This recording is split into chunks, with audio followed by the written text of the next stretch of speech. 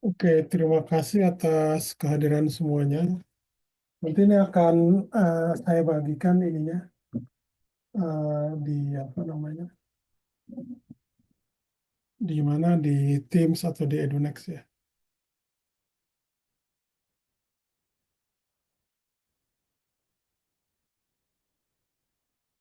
Oke, jadi kita review sebentar terkait dengan apa namanya aproksimasi Born ya untuk apa namanya untuk eh, apa hamburan ya. Jadi seperti yang minggu lalu kita bahas bahwa aproksimasi Born ini dia misalkan spesifik untuk medium fluida ya. Jadi misalkan contohnya itu udara gitu ya atau cairan ya. Jadi dengan adanya atom-atom ini pada gas atau cairan itu menyebabkan adanya hamburan gelombang ya. Dalam hal ini gelombang elektromagnetik tentunya. Dan kita mengasumsikan bahwa misalkan ya untuk kasus medium fluida ini tentunya yang lebih dominan itu adalah apa namanya vakum ya epsilon 0 mu 0 dan di mana apa namanya pada medium itu ada seperti suku koreksi gitu. Nah, kalau suku koreksi ini biasanya sangat-sangat kecil ya. Jadi kita dapatkan vektor displacement untuk yang spasialnya itu bentuknya seperti ini dan juga untuk medan magnetiknya ya ini seperti ini. Jadi kalau saya ambil order terendah ya selisihnya ini antara apa namanya displacement dengan epsilon 0 kali E itu kita dapatkan seperti ini. Ya. Jadi kalau misalkan kita pilih bahwa apa namanya dia itu sebanding dengan apa namanya gelombang datang ya, misalkan dia berbentuk planar atau gelombang planar gitu ya. Jadi nanti kita dapatkan apa namanya untuk amplitude hamburan orde satunya itu bentuknya seperti ini. Ini rasanya kemarin udah ya.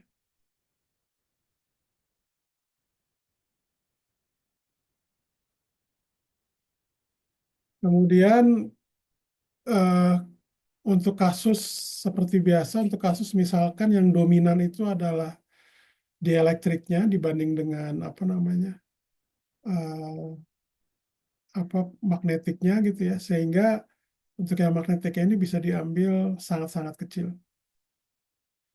Sehingga nanti kita dapatkan untuk suku ini tuh hanya bergantung pada delta epsilon saja. Ya. Kemudian karena misalkan epsilon 0 ini, maaf, epsilon dan epsilon 0 ini dia konstan gitu ya. Jadi bisa saya keluarkan dari hasil integrasinya, ya di mana Q vektor di sini itu adalah seperti ini, K kali N0 dikurangi eh, N vektor yang terhambur. Jadi N0 di sini adalah apa namanya arah rambatan gelombang datang, sedangkan N biasa yang tanpa nol itu merupakan arah gelombang hamburnya. Oke. Nah, nanti kita dapatkan ya untuk apa amplitude dot product dari amplitude hamburan orde satu dibagi dengan D0 ya. D0 itu adalah amplitude displacement gelombang datang itu saya dapatkan seperti ini ya. Di mana K di sini adalah 2 pi per lambda. Oke.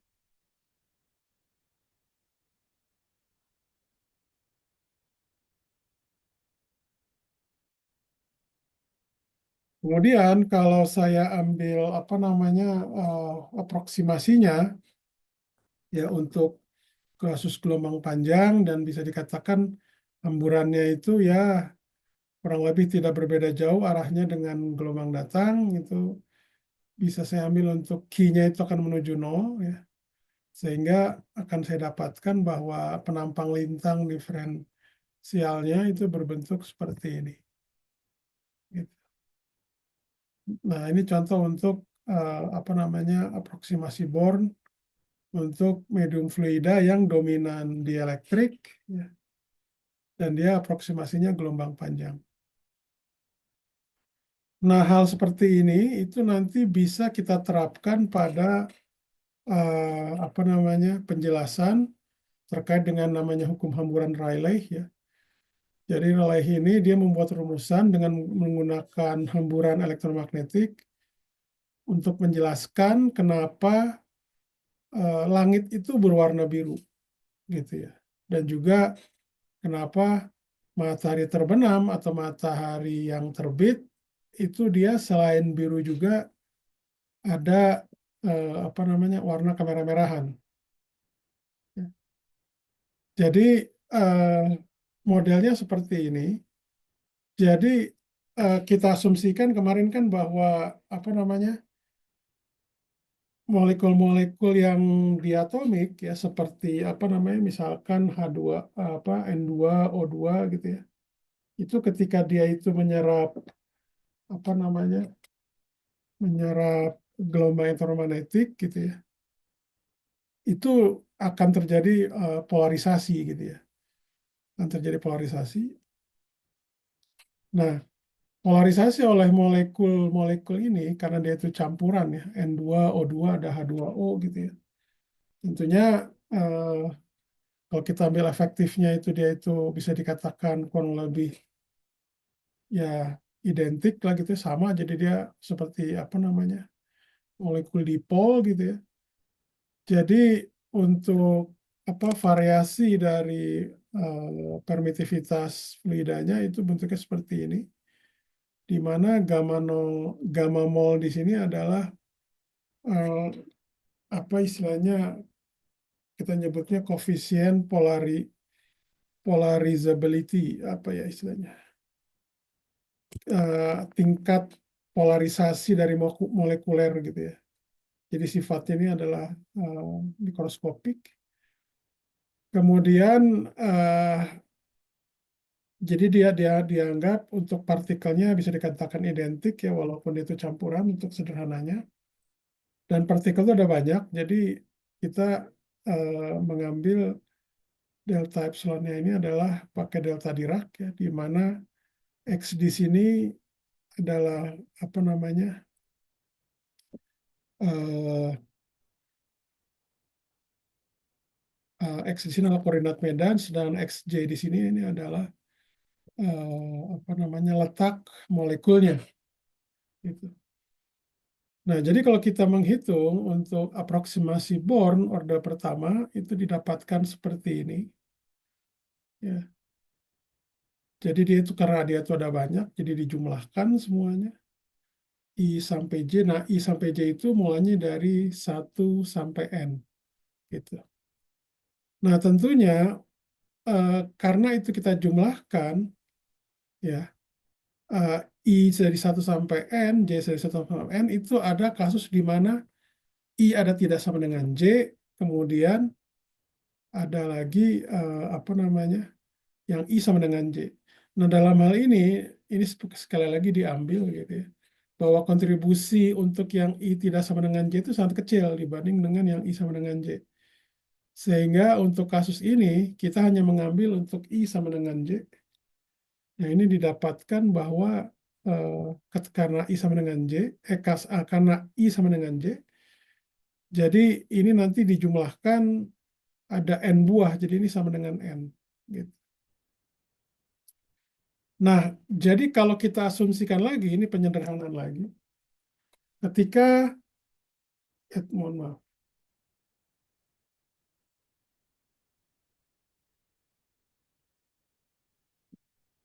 ketika ini apa namanya, jadi gas-gas tersebut itu kita ambil untuk kasus gas ideal. Jadi gas ideal itu sifatnya interaksinya itu tidak ada interaksi jarak jauh seperti interaksi gravitasi yang tentunya sangat kecil dengan interaksi listrik. Interaksi listrik itu termasuk interaksi Coulomb dengan yang namanya interaksi ya dipol, quadrupol segala macam itu dianggap sangat kecil atau tidak ada. Jadi dia interaksinya itu hanya berupa tumbukan jarak pendek saja. Nah, kalau kasusnya seperti itu bisa saya dapatkan bahwa epsilon R di sini yang relatif itu bisa didekati dengan bentuk seperti ini 1 tambah 4 pi n gamma mol ya. Ini gamma mol itu maksudnya molekul. Sehingga nanti penampang lintang orde satunya itu didapatkan seperti ini. Kemudian untuk apa namanya penampang lintang totalnya itu saya dapatkan, maaf ini per molekul ya, jadi saya bagi N itu didapatkan seperti ini bentuknya. Sampai sini dulu ada pertanyaan nggak sebelum saya lanjutkan? Ada pertanyaan?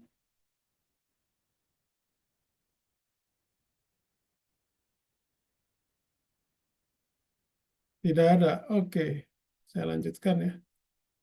Bentar saya foto dulu ininya.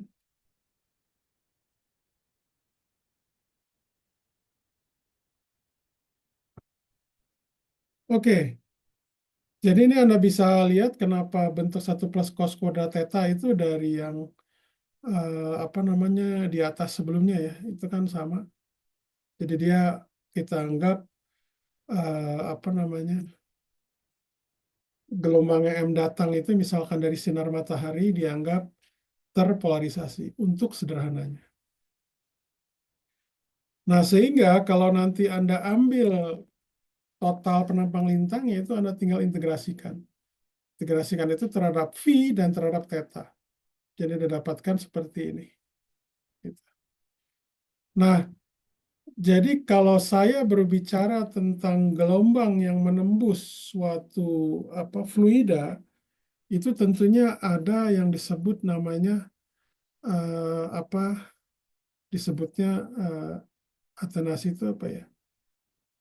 Konstanta penyerapan lah gitu ya. Itu terkait dengan intensitasnya itu selalu berkurang. Oke.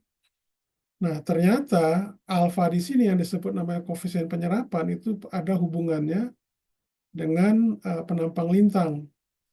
Gitu. Penampang lintang dari apa namanya? Dari gelombangnya M ya, untuk yang orde 1.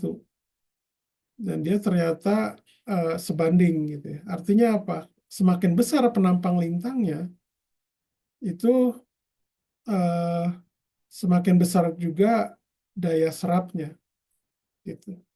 Nah, biasanya untuk molekul-molekul ya yang dia itu menyerap apa namanya gelombang EM ketika dia itu diserap itu nanti biasanya eh, apa namanya ketika diserap dia kan nanti molekul tersebut akan berada pada excited state namanya keadaan eksitasi. Nah, keadaan eksitasi itu biasanya dia tidak stabil. Tidak stabil itu bagaimana?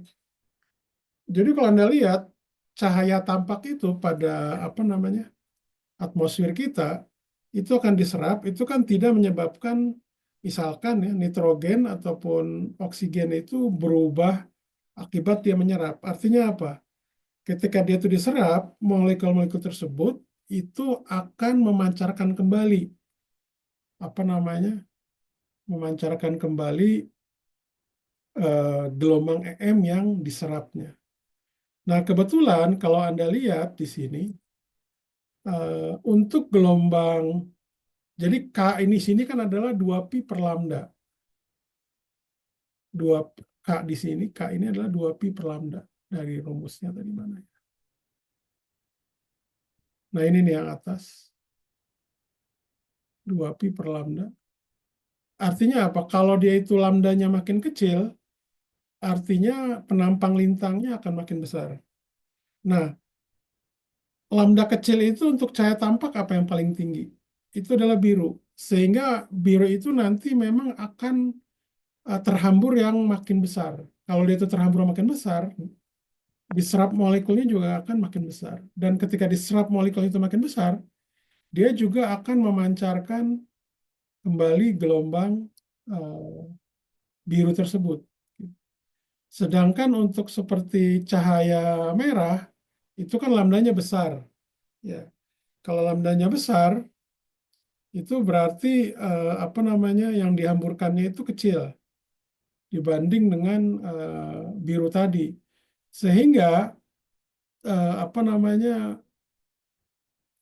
eh, apa namanya eh, koefisien seratnya karena sigma satunya itu kecil, ya, ya juga eh, untuk alfa yang merah itu pasti lebih kecil dibanding dengan alfa yang biru. Ya itu tadi. Jadi sehingga apa namanya yang cenderung dihamburkan yang besar dan kembali dipancarkan itu adalah biru. Jadi makanya kenapa eh, langit kita itu mayoritas berwarna biru secara umum. Gitu.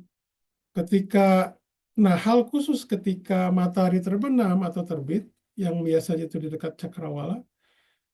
Nah, jarak tempuh sinarnya itu untuk melewati karena matahari itu dekat horizon itu jadi lebih jauh. Nah, sehingga jarak tersebut itu menyebabkan apa namanya semua level spektrum dari merah sampai biru itu ada, ya. Dan terutama untuk warna merah itu jadi lebih dominan gitu. Sampai sini dulu ada pertanyaan nggak sebelum saya lanjutkan?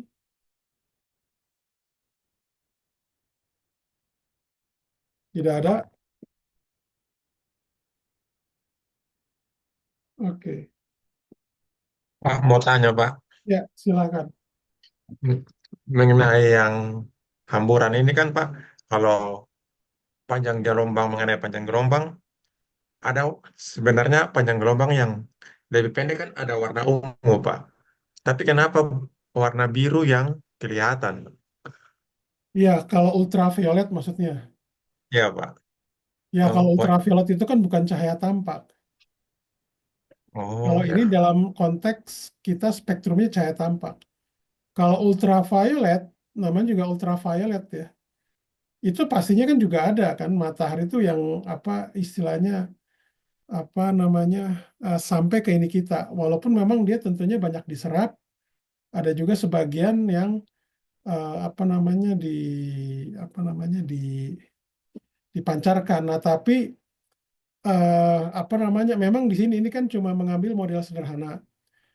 Eh, Ketika matahari sampai ke bumi juga kan juga itu nanti juga ada terkait dengan sudut hambur ya, sudut hambur. Nah, biasanya kalau untuk yang daerah ultraviolet itu, sepengetahuan saya itu dia sebagian besarnya itu banyak dihamburkan keluar atmosfer dibanding dengan cahaya birunya gitu. Terutama itu oleh ozon ya.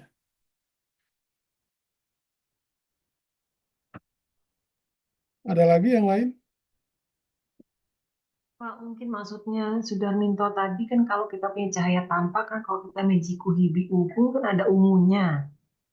Mejiku Hibi Ya, Ungu ya, biru. Dan betul. ungu itu mungkin yang dimaksud sama Sudarminto. Kenapa ada biru, kenapa ungunya kok kemana gitu. Oh ya, oke.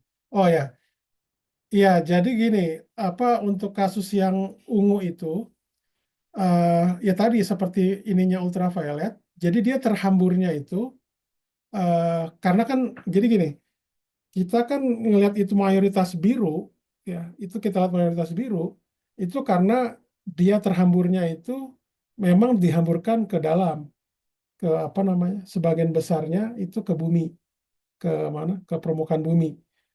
Sedangkan apa namanya, yang violet, apa yang ungu dengan ultraviolet itu banyaknya bukan tidak ada ya, tapi sebagian besarnya itu dihamburkan kembali ke atmosfer, begitu.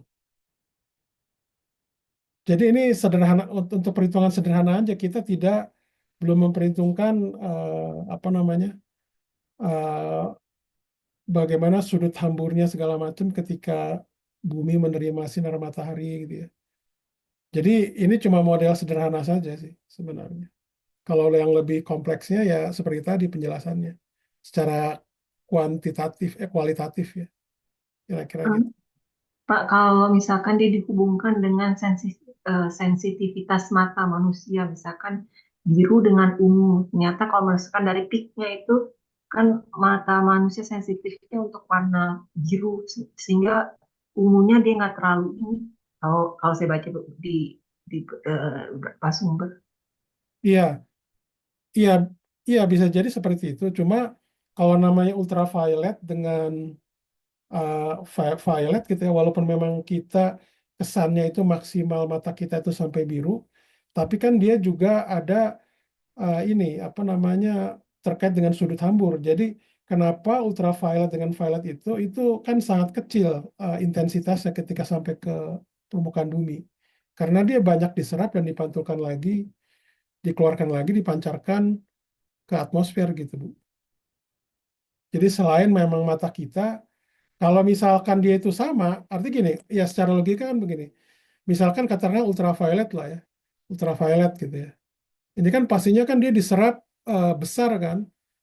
Kalau misalkan dia itu nanti langit kelihatan apa ultraviolet kan tidak kelihatan. Artinya apa kalau dia itu dihamburkan ke permukaan bumi, ya kan bahaya. Kalau dia itu memang dominan. Jadi bahkan bisa membutakan mata kalau seperti itu. Kan di matahari juga itu ada ultraviolet apa violet dan ultraviolet juga akan ke atas. Nah, khusus untuk yang violet dan ultraviolet itu apa namanya? Sepengetahuan saya itu banyak terhambur keluar atmosfer. Ada yang sebagiannya masuk, tapi lebih banyak em, apa yang cahaya tampak antara merah sampai biru gitu. Selain memang mata kita yang memang apa istilahnya ada tadi yang Ibu bilang tuh melihat apa istilahnya. Tadi Ibu bilang apa istilahnya? Sensitivitas mata kita ya terkait Iya, warna. Pak. Iya. Ya.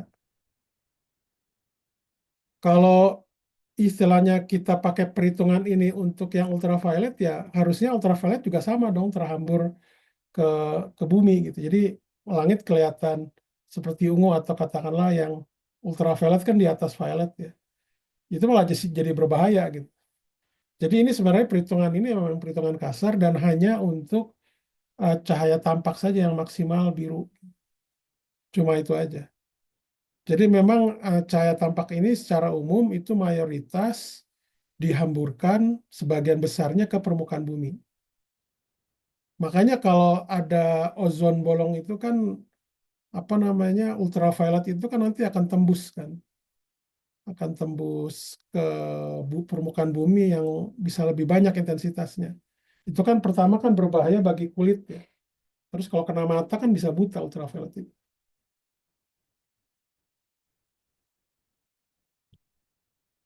Oke, ada lagi? Oke, saya pikir sampai sini cukup yang ini eh, kayaknya nggak akan cukup kalau ngebahas ini gitu ya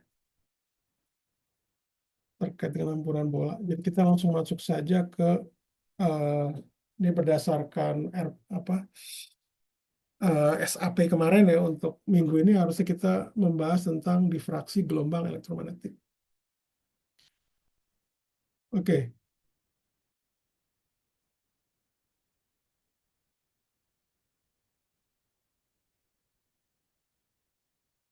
oke. Jadi eh, yang kita bahas pertama dulu untuk sederhananya.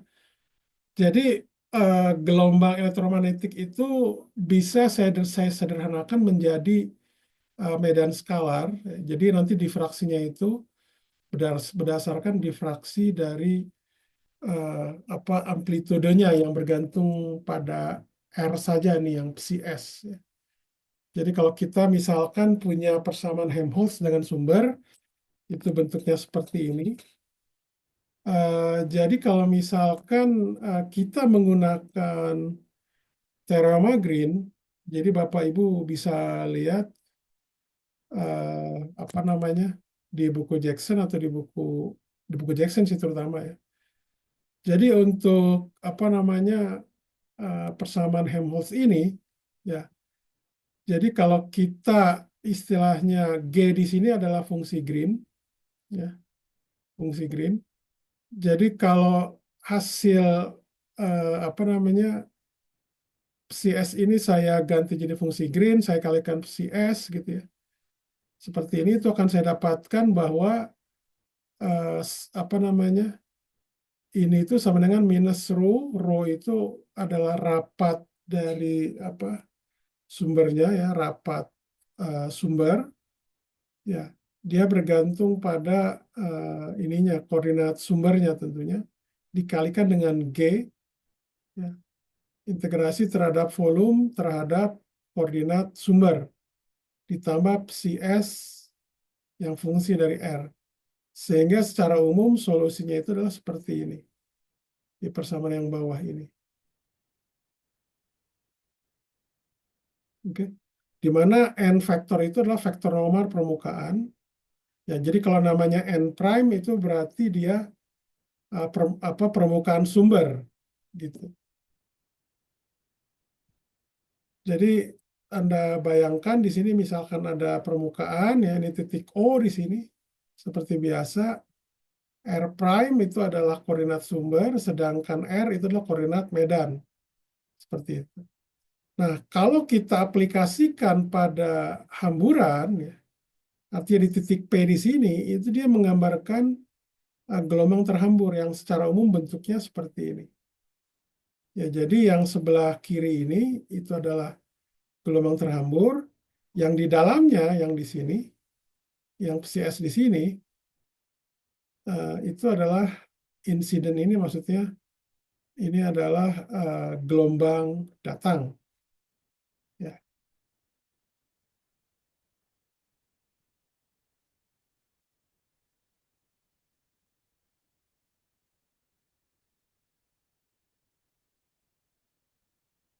Oke. Nah, jadi misalkan kita mengambil fungsi green ini bentuknya seperti ini. Jadi untuk apa namanya? Untuk persamaan Helmholtz di sini kita punya fungsi green ini juga kita udah bahas ya kemarin di hamburan. Sehingga kalau untuk tanpa sumber, jadi untuk scatteringnya itu nanti akan bentuknya seperti ini. Gitu. Ya. Jadi ini ada gambar sebenarnya di sini. Ini kalau untuk penjelasannya itu adalah yang paling mudah seperti ini. Ya. Ini di buku Jackson Anda bisa baca di halaman berapa sih? 480 ya kalau tidak salah. Nah, ada di sini region 1, daerah 1 dengan daerah 2.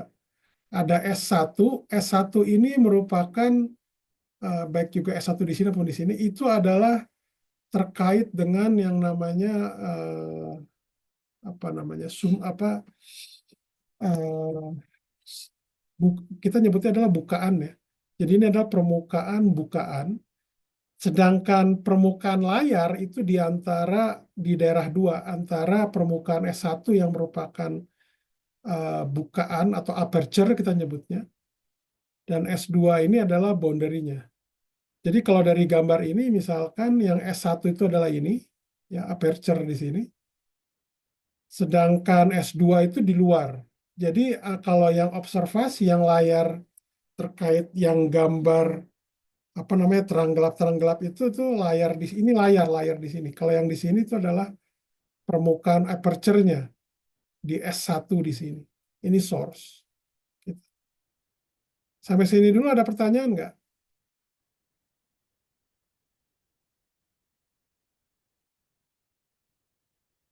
Ada pertanyaan? Oke, kalau nggak saya lanjutkan ya.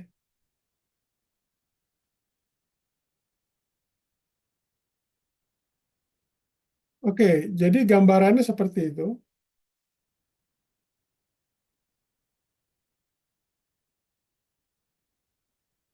Nah, jadi kalau kita ambil apa namanya G-nya tadi bentuknya seperti yang yang ini, ya, itu saya dapatkan integrasinya seperti ini, ya, integrasi tutupnya. Jadi tentunya kalau kita lihat di sini, kalau S1 dengan S2 di sini itu artinya nanti ada integrasinya karena itu tertutup, jadi ada yang dari S1 dengan nada S2.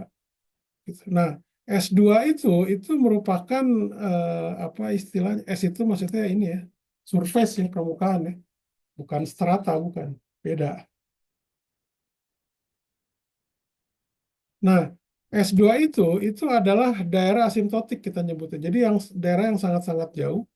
Ya.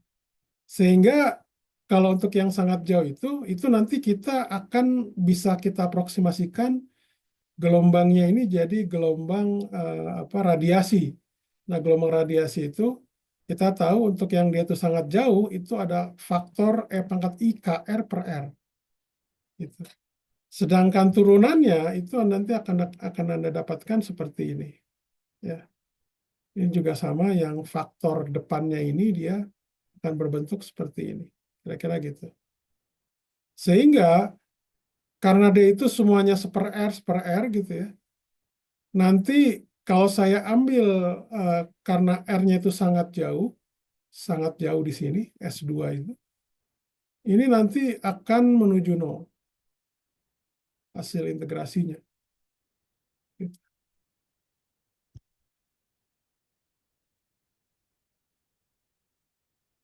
Sehingga nanti akan kita dapatkan rumusan Kirchhoff seperti ini. Yang CSC sama dengan ini. Dia integrasinya hanya terhadap S1.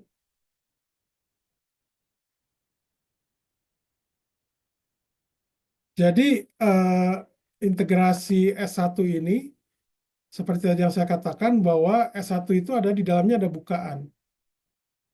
Dan layar difraksi itu sebenarnya di antara S1 dengan S2. Jadi di sini. Nah, jadi kalau Anda lihat di Jackson ya halaman 480, jadi rumusan di atas yang ini tuh dia tidak konsisten. Bapak Ibu bisa lihat apa namanya kenapa dia tidak konsisten. Nah, tapi saya hanya ceritakan bahwa ketidakkonsisten ini itu karena kita memilih fungsi green-nya ini yang bentuknya seperti ini yang tadi di atas. Nah, kenapa ini tidak konsisten? Kenapa kita pilih fungsi green seperti ini? Karena fungsi green seperti ini itu adalah sebenarnya untuk fungsi green kasus khusus di mana dia ada gangguan, tidak ada gangguan. Ya. Akibat misalkan benda-benda ya atau bukaan atau slit. Jadi ini ada bentuk bentuk khusus gitu. Jadi jadi sebenarnya kalau kita ambil seperti ini, itu artinya fungsi green di sini tuh yang tanpa gangguan akibat suatu benda atau bukaan ya atau slit lah gitu kita nyebutnya. Atau aperture sama juga gitu. Nah, maka dari itu kita apa namanya kalau dia itu ada bukaan seperti tadi ya fungsi seperti ini tidak lagi bisa dipakai. Jadi kita harus mengambil yang disebut namanya syarat batas Dirichlet dengan von Neumann gitu ya. Dengan von Neumann. Nah, untuk kasus Dirichlet kita biasanya mengambil untuk apa namanya GD sama dengan 0 itu ketika R prime-nya itu di S. Ya. Nanti akan saya jelaskan, mungkin ini terlalu abstrak, nanti akan saya jelaskan. Terutama dia di R prime ini tentunya di S1 gitu ya. S1 itu yang terkait dengan adanya bukaan tadi. Ya. Sehingga karena GD-nya ini sama dengan 0, ketika R prime itu elemen dari S, itu saya dapatkan yang apa namanya terhamburnya itu bentuknya seperti ini. Ya, di mana untuk daerah asimptotiknya apa namanya dia akan menuju 0.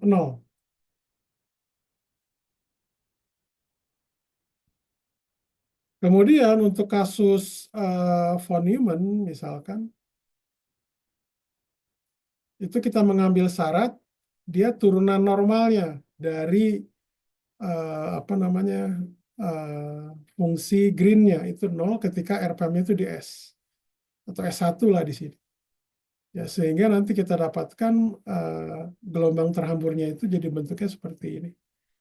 Dengan untuk yang S2 tentunya karena dia itu berlaku kondisi radiasi, dia akan menuju nol. Gitu.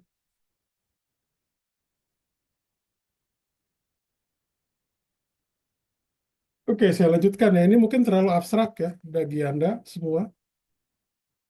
Nah, kalau misalkan saya mengambil seperti ini ada di Jackson, ya kasus khusus ketika layarnya itu di Z sama dengan 0, seperti gambar 10.8 ini. Sebenarnya ini bukan tanpa sumber ya sebenarnya. Jadi dianggap kita mengambil suatu titik di mana yang di sebelah kiri ini adalah terkait dengan gelombang datang, ya, apa namanya, dan kemudian untuk yang apa namanya gelombang hamburnya itu di titik P di sebelah kanan. Yang satu sudutnya theta prime, yang satu adalah sudut theta. Nah, untuk kasus ini itu kita menggunakan apa metode bayangan. Jadi apa namanya untuk yang di Richle misalkan itu eh, apa fungsi greennya itu bentuknya seperti ini untuk yang kasus di Richle. Sedangkan untuk kasus yang von Neumann itu bentuknya seperti ini, yang atas itu. Nah, eh, apa tadi? Nah, jadi kalau misalkan saya ambil yang di Richle misalkan ya, nanti untuk kasus di Richle itu, oh sebelum saya lupa, jadi karena yang ini tuh adalah sebentar ini saya. Jadi yang untuk kasus ini adalah sumbu Z lah gitu ya, sumbu Z yang apa namanya, yang vertikalnya itu kalau kita ini kan ini adalah sumbu X, yang keluar itu adalah sumbu Y, kira-kira gitu.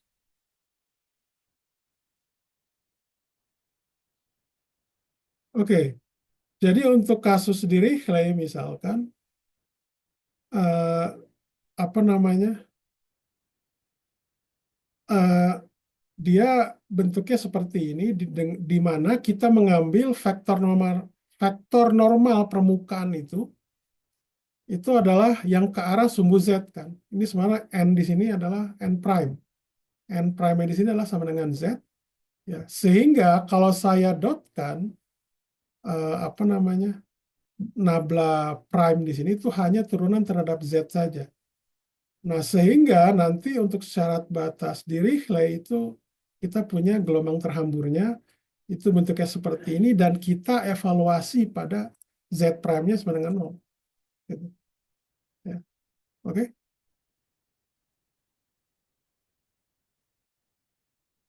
Nah, sebentar ya.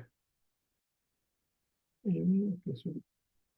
Nah, seperti biasa, karena layarnya itu sangat jauh, ya, layarnya itu sangat jauh, jadi kita ada aproksimasi gitu ya. Jadi ini ada dua vektor normal di sini. Jadi vektor normalnya itu ada n yang merupakan apa namanya n prime yang merupakan vektor normal permukaan, ada yang kita sebut vektor normal nr. Jadi vektor normal nr itu adalah vektor r dibagi besarnya.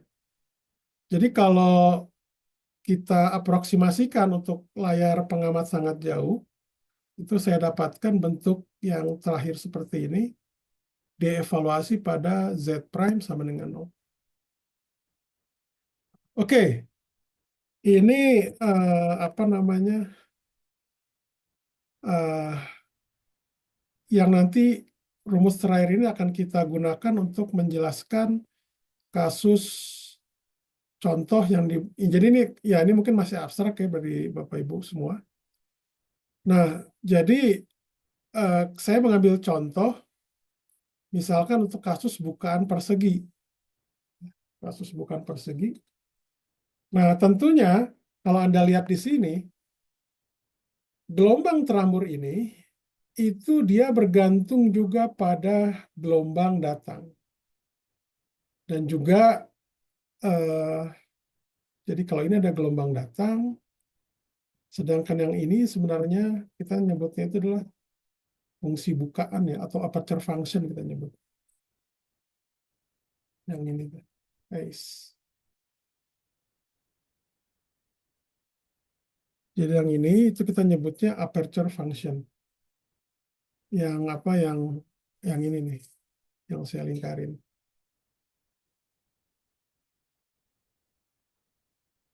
Oke. Jadi ini rumusan umum. Nah, kalau misalkan kita meninjau bukaan persegi, ya, bukaan persegi. Jadi persegi itu Anda bisa dapatkan seperti ini. Ini kebetulan saya ngambil gambar dari buku. Ini tinggal Anda ganti aja. Ini ada sumbu X, eh, atas sumbu X, bawah sumbu Y misalkan. Yang ke samping yang ini adalah sumbu Z. Ya. Jadi untuk bukaan persegi itu kita punya batasan ya. Jadi batasannya itu misalkan kita ambil X prime dan Y prime itu terbatas dari minus A per 2 sampai A per 2 dan B minus B per 2 sampai B per 2. Sehingga ini kan gelombang datang. Jadi kalau gelombang datang di sini, berapa sub-sumbu Z, itu saya apa namanya, lokal, apa istilahnya ya, saya ambil dia, Z ini saya ganti Z prime. Jadi saya, apa istilahnya ya, saya evaluasi pada ini apa koordinat bukaannya, yaitu yang prime di sini. Gitu. Jadi sehingga nanti kalau saya ini ganti Z prime, maka yang apa namanya, si gelombang datang ini yang bentuknya seperti ini pasti akan jadi satu gitu, yang ini. Jadi kita tinggal yang ini saja. Nah, kemudian yang suku kedua yang n prime dot r prime ini karena keduanya ini adalah sumbu Z, jadi Z prime. Nanti kalau saya evaluasi pada Z sama dengan 0, Z prime sama dengan 0, ini juga akan 0. Jadi tinggal yang ini. Sehingga kalau kita lihat di sini, kalau dari gambar ini adalah bukaan kotak gitu ya. Itu nanti integrasinya kita evaluasi pada Z prime sama dengan 0, itu kita dapatkan bentuknya seperti ini, si SC-nya. Gitu. Dan alfa ini adalah sudut n prime dengan nr. Gitu. Nah, untuk sederhananya, kalau kita ambil dia sejajar, maka cos alfa ini akan sama dengan 1 ya. Kira-kira gitu.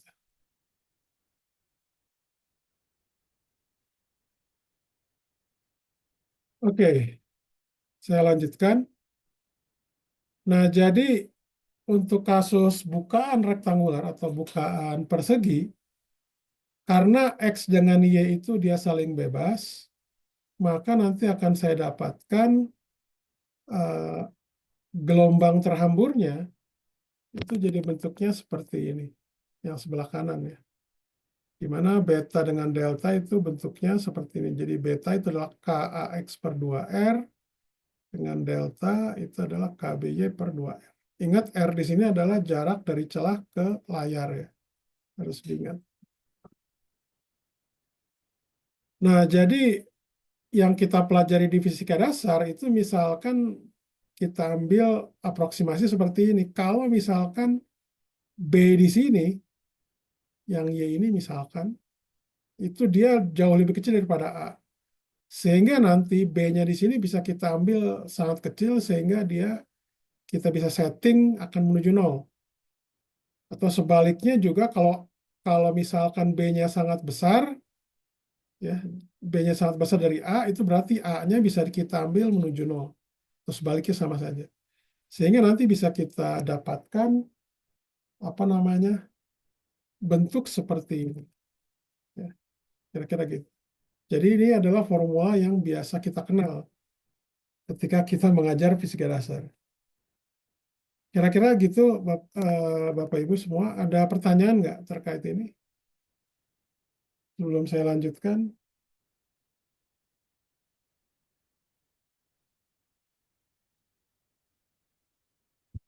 Oke, nah sekarang untuk bukaan lingkaran gimana? Ini saya belum kerjakan ya, jadi Bapak Ibu yang kerjakan aja langsung ya. Jadi apa namanya tugas, tapi dikumpulkan eh, besok pagi bisa ya, jam 9 gitu, di Teams. Nah, jangan Pak. Besok kita ada kuis. Kuis apa? Ada kuis mekanika statistik, Pak. Enggak, maksud saya dikumpulkan besok pagi, bisa kan harusnya ya. Dikerjakan kan, oh ya, sekarang istirahat. Jam 6 lah ya, mulai kerja lah gitu. Ini kan ada tinggal Oke. masukkan aja di sini. Jadi kalau ini kan rektangular. Nah sekarang kalau lingkaran dia gimana? Gitu. Ini saya udah kasih clue ini di sini. Oke, jadi mau dikumpulkan kapan? Jam 12. Jam 12 besok ya berarti ya. Boleh sore enggak, Pak? Sore mah terlalu jauh atau. Karena kita ujiannya sore jam 3 sampai dari jam 1 sampai jam 3. Tunggu, kenapa, Ada apa? Pertama, kuisnya jam berapa? Kuisnya kuisnya jam 1 sampai jam 3. Itu kuis apa? Mekanika statistik, Pak. Komunikasi statistik. Jam 1 sampai jam 3. Iya. Ya bisa lah, ini kan dari jam 6 sampai jam 8 harusnya bisa dikerjakan ini. Oke. Ya jam Iya. 9 lah ya, saya tunggu seperti yang kita waktu apa tutorial ya, tutorial. Jam 9 lah ya maksimal saya tunggu ya. Oke, ya gitu aja palingan untuk hari ini. Kecuali ada pertanyaan. Pak, boleh dilihatkan lagi Pak tadi yang gambar untuk rektangular tadi. Oh iya Pak. Nanti akan ini udah saya foto kok, jadi nanti bisa itu. Dan ini saya rekam, jadi nanti bisa dilihat ke YouTube. Oh baik Pak. Makasih Pak. Ya, jadi nggak usah khawatir. Ada lagi yang lain?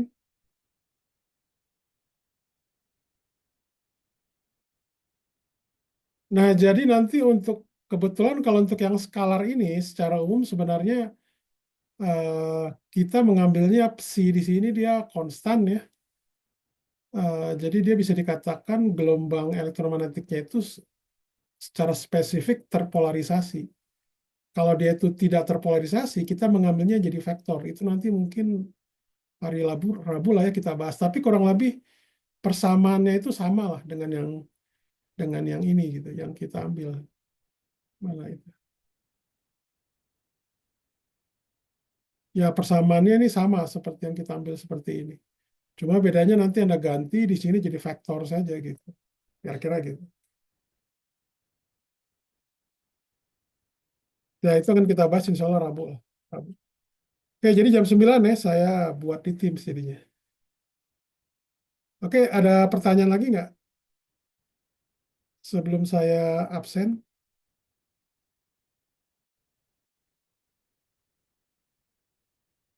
Tidak ada. Oke, saya stop share ya. Absensi. Sebentar.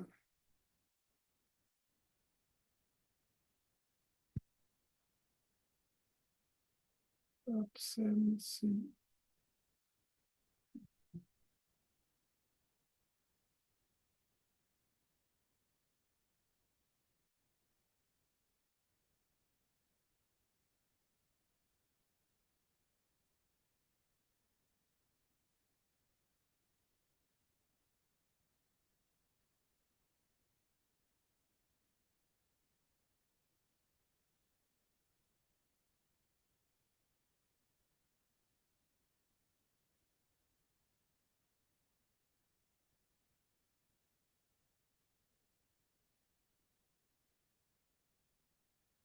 Bentar ini yang hadir siapa jadinya?